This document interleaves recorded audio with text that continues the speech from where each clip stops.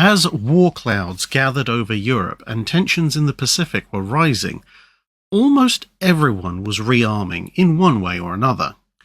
But a less appreciated aspect of this endeavour is often the logistics.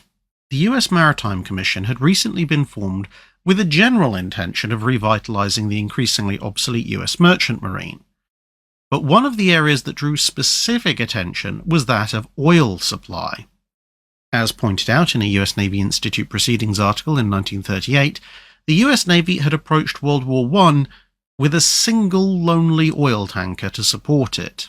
And given that any war would involve sailing a long way with a fleet that was now entirely dependent on oil, and with the additional demand of substantial amounts of aviation fuel, quite apart from the fact that newer, larger ships demanded a larger volume of fuel generally, it was clear that the US Navy would need a large logistics train of oil tankers available if it wanted to actually go anywhere. But oil tanker design was a somewhat scattershot thing in the 1930s. Various companies designed their own ships for their own purposes, and thus size, range, carrying capacity and the like could vary considerably from company to company, and even within a single company, as some of their ships would be built for coastal trade, others for deep ocean trade, some would be built either with river work largely in mind or almost entirely in mind. Some were designed for deep oceanic work but only at short distances, such as hops across the Caribbean, while others would be designed to withstand almost round-the-world voyages.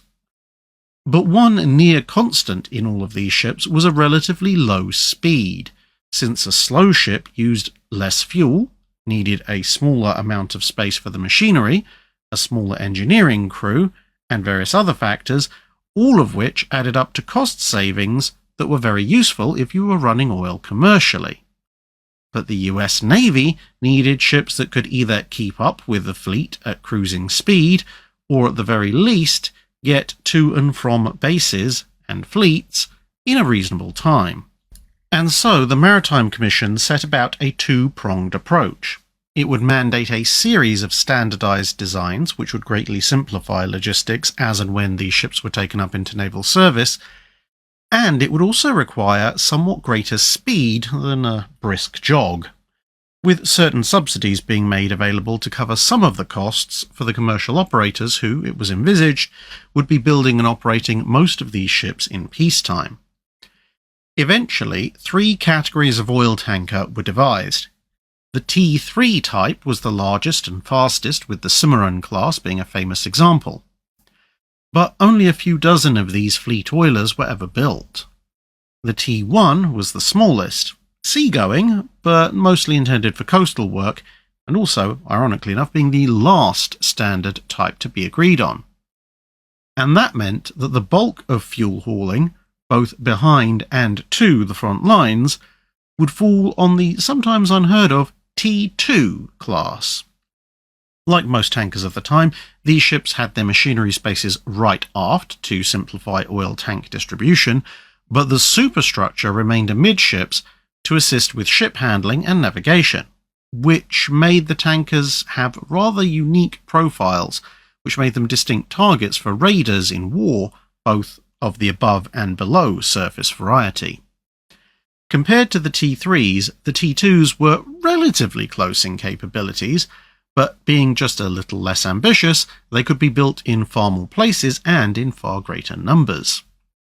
Displacing around 21,500 to 22,000 tons fully loaded, the first T2 design called for a 12,000 shaft horsepower turbine plant driving a single screw for a top speed of around 60 knots when fully loaded, with just over 141,000 barrels of oil, which is equivalent to just under 6 million gallons. Another couple of knots of speed was possible if they were unloaded. No less than 7 sub-variants of this, including the original T2 design, would then be built over the next few years. Some were a little bit larger, but the biggest variation was power output, with various engines fitted, which would result in a variety of top speeds.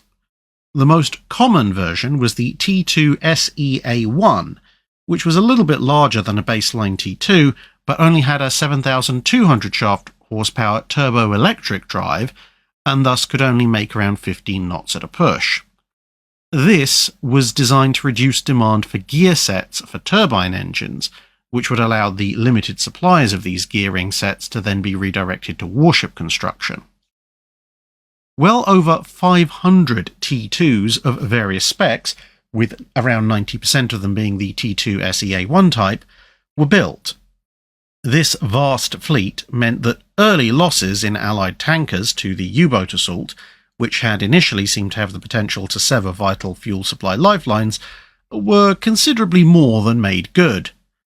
As with the more general-purpose Liberty ships, the T2s were built in near record times, with the construction of some ships taking only around a month from keel to launch. But, like the Liberty ships, this rapid construction, using many recently trained workers and the extensive use of both welding and, let's just say, secondary quality steel, did lead to some issues, including a number of ships which just flat out broke in half, usually in poor weather, although the SS Schenectady, as well as being near unpronounceable, also managed to snap in two, completely apropos of nothing, while sitting in a calm fitting out berth, and thus drawing considerably more attention than some of the other losses. These issues would later be somewhat addressed by the installation of a pair of riveted steel straps to the hull. Post-war, some were kept in naval service, while many were released back into commercial service, where they'd go on to see very active lives, a larger number having an entirely new midship section installed to both expand their oil capacity and renew their systems at the cost of about 1/3 of that which would be needed to build a brand new ship. And although many would be scrapped in the 60s and 70s as they were surpassed by newer, larger tankers, a few would remain in reserve in the naval sense, or in commercial service generally, until the 21st century, with the last few apparently going to the breakers as late as the early 2010s.